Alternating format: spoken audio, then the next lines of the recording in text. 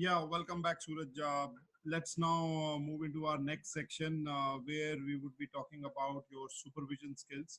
I think this is another area the interviewers are very keen to know about how you have led the team and particularly the situations that you must have faced in managing your team.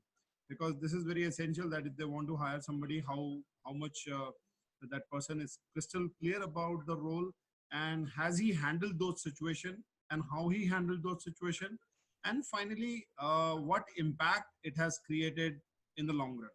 So let us see and address some of those important things, and let me share this. Okay, now look at this list of the questions that we have. I'll try and answer a couple of questions in this and see if you have any clarity. So it says that give us an example of a situation that you manage which would demonstrate your ability to lead a team. Now, what kind of situation this manager is, I mean, this interviewer is asking is basically those situations which were difficult situation, because in a comfortable situation or in easy situations, anybody can do it. So the difficult situations could be when you joined a particular team, which was a non-performing team, or a situation could be that let's say you have 6 or 7 teammates, out of which 3 have left immediately after your joining, or you have a regular attrition that people are not sticking to your team.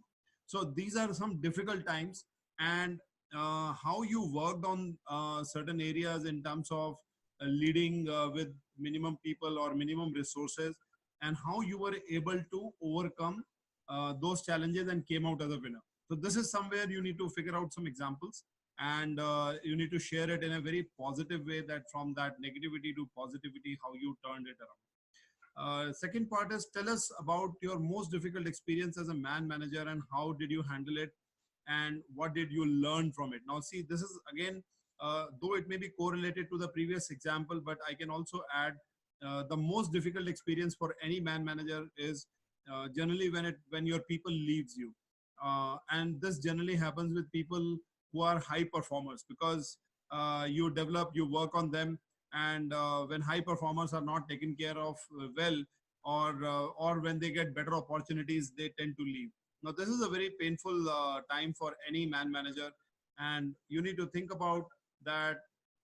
That was a difficult experience when somebody had to leave, and how did you manage it? If you could have retained it, then how did you retain it? And then how you were able to show it to your other teammates, that how what is the strength of your leadership, that this person has actually accepted and to stay back and work together. Or if the situation is like that, that in spite of your best efforts the person has left, then still how did you handle it? Because when it comes to handling means how it is impacting the performance of your team, and particularly the younger ones who are looking at it, and they also get swayed away by the influence of such high performers. And what did you learn from it? Then you need to think about that, how you need to build more high performers within the team, and how you can manage the loss of business in case if there is. So all these situations test you as a leader.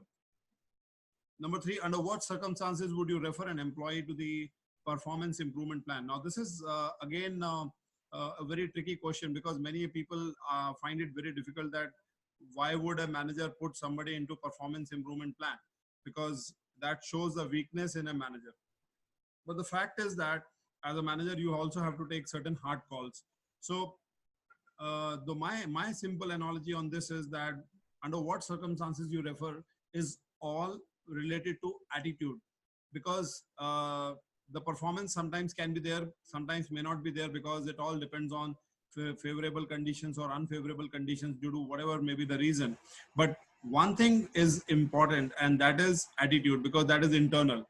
And if there is an issue with the attitude of an employee, even after repeated efforts, you have worked on it, and the employee is not changing in its attitude, and they are still reflecting non-compliance thing, or not listening to your instructions, or not following the process and policies of the company, then such people should be definitely given a lesson through performance improvement plan. So think about those examples that will help you.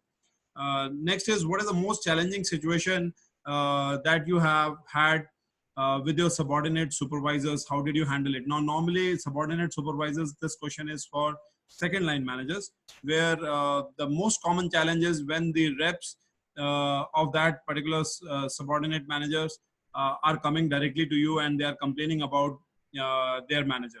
So this is something that you need to look at it, that what kind of situations that if you have gone through. And let's take the last question. How would you assess your ability as a supervisor? Now, again, this is all about your introspection and understanding of you. Can you express yourself? Can you really express and put and clearly tell that what you are good at? So in this question, you need to say that I do fairly well.